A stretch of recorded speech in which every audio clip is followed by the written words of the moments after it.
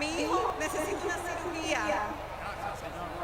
Sus rodillas están dobladas, deformadas.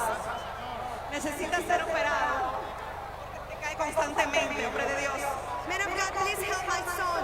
Without this, he can't walk. He has a problem in the knee. He used to feel that he's booked for operation. The little boy's legs are strapped to special boots and braces to hold his deformed knee bones in place, an uncomfortable contraption he has been living with. Hombre de Dios, mi hijo necesita una cirugía porque sus rodillas están dobladas, se cae constantemente. Man of God, my son needs a surgery. He has a problem in the knees. Without this aid, he cannot walk. He used to fall down.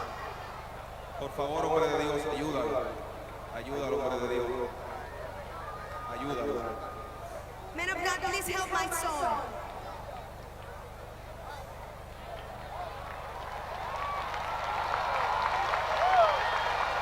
Y ese es el poder de nuestro Señor Jesucristo, obrando en este lugar, en la vida de este niño.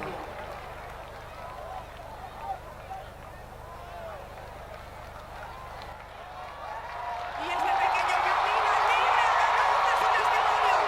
No hay nada imposible para Dios.